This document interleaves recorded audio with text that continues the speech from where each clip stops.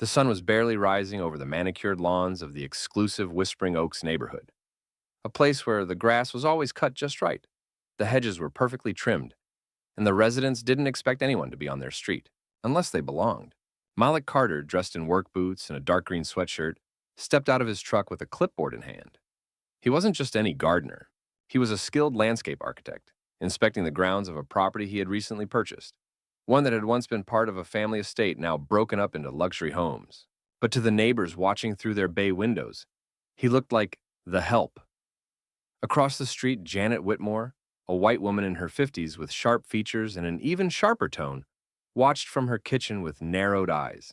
When Malik knelt near the front flower beds, checking irrigation lines and scribbling notes, she picked up the phone and dialed 911. "There's a suspicious man on the Harper property," she told the dispatcher. "Looks like he's scouting the place or maybe stealing tools." Malik, unaware, continued his work. Within minutes, two police cruisers pulled up, lights flashing. Neighbors peeked through curtains as officers stepped out and approached Malik with firm voices. "Sir, we got a report of trespassing. We'll need to see some ID." Malik stood slowly, wiping his hands on his jeans. "I'm not trespassing. This is my property." One officer scoffed. "Your property?"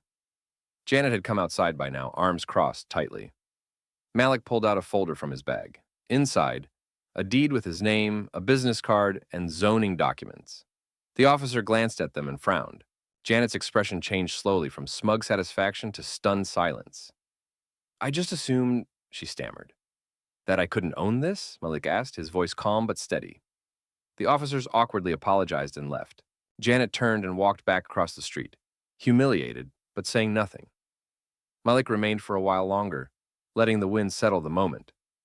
It wasn't the first time someone had made a judgment based on his skin, but today he owned the land they stood on, and that was just the beginning. The morning after the police incident, Malik Carter sat on the porch of his newly purchased home, sipping coffee from a ceramic mug that read, "Built, not bought." The air was cool, but his mind was burning with memories, not just of the neighbor's accusation, but of everything that had brought him here. Owning land in Whispering Oaks wasn't a random achievement. It was personal. 25 years ago, his grandmother had worked as a housekeeper for the original Harper family, the same family that once owned the sprawling estate where Malik now lived. She used to tell Malik stories of walking the long gravel path to the back door, never allowed through the front, always treated like she didn't belong. One day, she'd say, "Our family will walk through the front door like we own the place, because we will." Those words had stuck with him. They had fueled him through school, through the army, through late nights studying landscaping design and running his own small business from the trunk of a beat-up car. Every garden he tended, every blade of grass trimmed, brought him closer to this. And now, he did own the place. But the neighborhood hadn't caught up with that truth. The police visit wasn't an isolated incident. It was a symptom of something deeper, the assumption that black presence equals suspicion, that success must wear a certain face to be legitimate. Malik didn't need validation. He needed to grow. So, he got to work. That day, he called a few of his old crew members and arranged for supplies. His plan was to transform the outdated landscaping of his property into something spectacular. Not just beautiful, but bold. He'd use native plants, sustainable irrigation, and Afrocentric garden design principles that paid tribute to Black history and culture. If people were going to stare, he thought, give them something worth looking at. As he sketched a layout for a custom walkway, his phone buzzed with a message from his younger sister, Nia. "Saw that video going around. You okay? Proud of you, big bro. Let's make it bigger." Apparently, a bystander had filmed the police encounter, and it was beginning to make waves online. Malik sighed. He hadn't planned to be part of a viral moment, but maybe this moment had a purpose. Maybe this was more than a property. It was a statement, and he wasn't done speaking. By the end of the week, Malik's property had become the talk of Whispering Oaks. Not because of crime, but because of color. The once quiet lot was now alive with the sound of shovels, power tools, and upbeat music from Malik's portable speaker. Trucks arrived carrying stone, mulch, native plants, and tall ornamental grasses. Neighbors walked their dogs slower than usual just to gawk. Some looked intrigued, others annoyed. Janet Whitmore, the same neighbor who had called the police, stood behind her sheer curtains every afternoon, watching Malik and his mostly black and brown crew transform the landscape like it was a public performance. Occasionally, she came out to her mailbox and stared with pursed lips, as if searching for a reason to complain. She never found one. Malik saw her. He always did. But he never acknowledged her gaze. Instead, he focused on the work. He installed raised garden beds filled with sunflowers and okra, a nod to his grandmother's rural roots. A mosaic bench with red, green, and gold tile sparkled near the walkway. A hand-carved wooden sign would soon hang at the entrance to the garden. It read, "We belong." One afternoon, a different neighbor, Thomas Green, an older white man in running shoes and a NASA ball cap, crossed the street and approached Malik. "I just wanted to say," he began, "what you're doing here, it's remarkable. My wife and I were wondering if you'd ever consider doing design work for others in the neighborhood." Malik was caught off guard. He set down his rake and wiped his hands. "Appreciate that," he replied.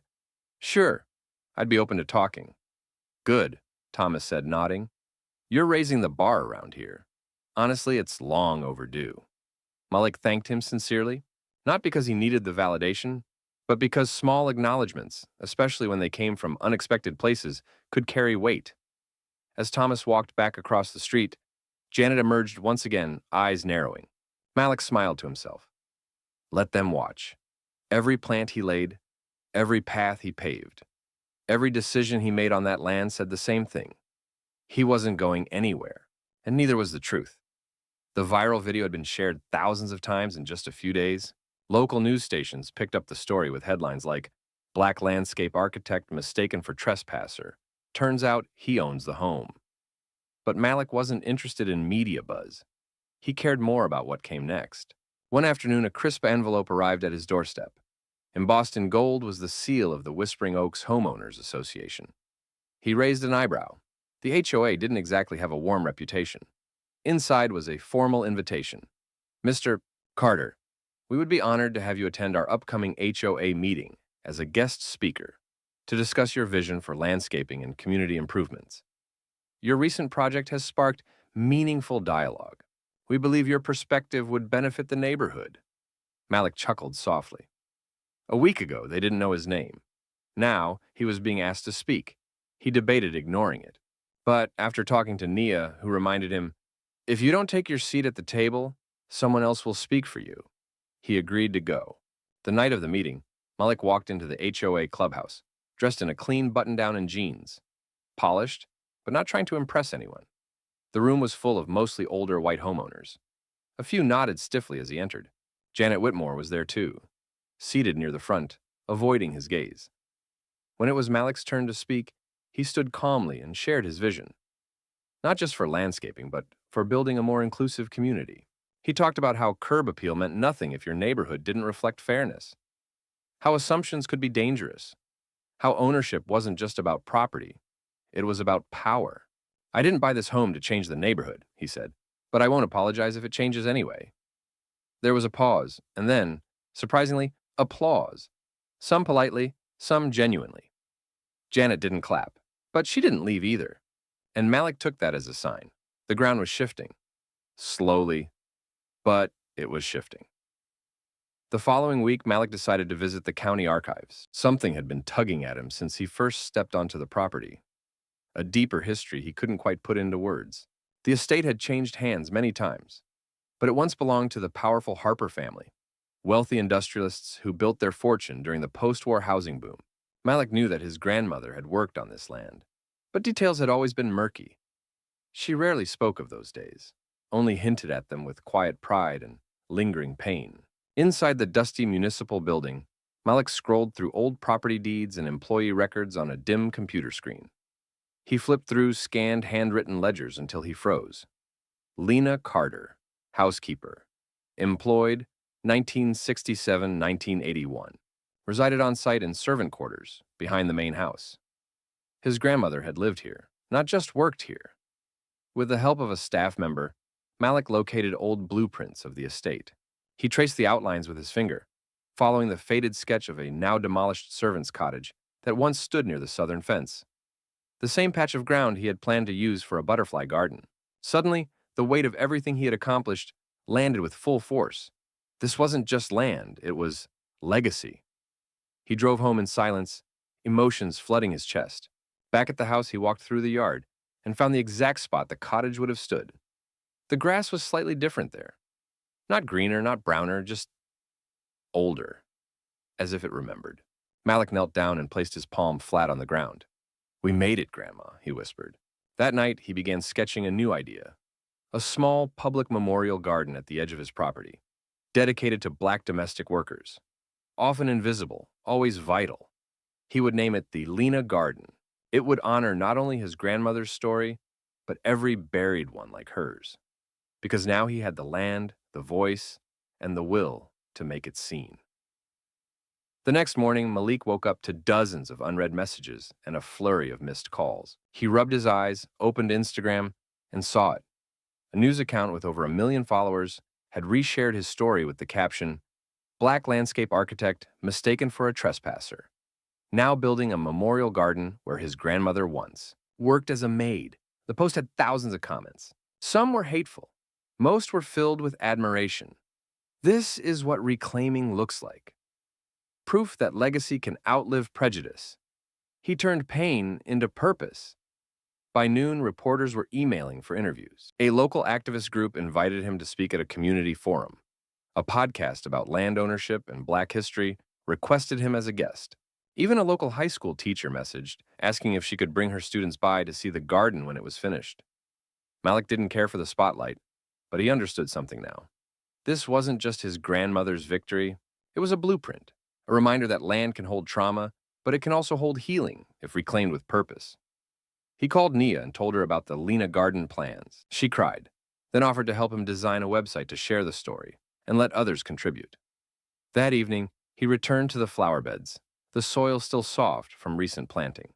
He worked slowly, thoughtfully, placing plaques at the base of 3 heritage trees with names of Black women who had worked the estate. Not celebrities, not heroes. Just real people whose stories mattered. As he stood back, rake in hand, he noticed movement near the gate. It was Janet. She approached slowly, without her usual tight posture. Her eyes were puffy. She looked different. "Mr. Carter," she said softly, "I saw the article. I read everything.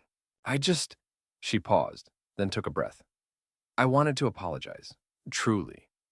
I was wrong." Malik studied her for a moment. There was no satisfaction in watching her squirm. Only quiet acknowledgement. "You weren't just wrong about me," he said. "You were wrong about what we're capable of." Janet nodded, ashamed. Then she looked around at the garden. "It's beautiful," she whispered. Malik didn't reply. He didn't need to. The garden said everything.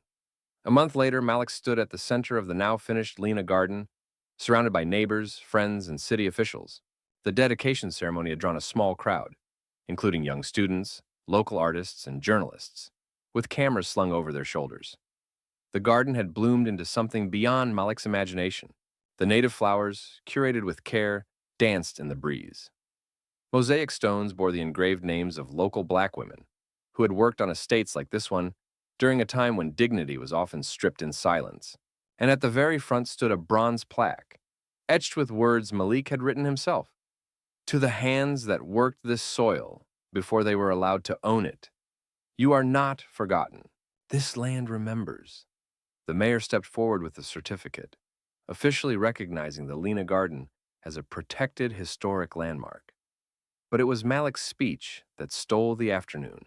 He stood on a small platform, microphone in hand, and looked out at the faces, some warm, some humbled.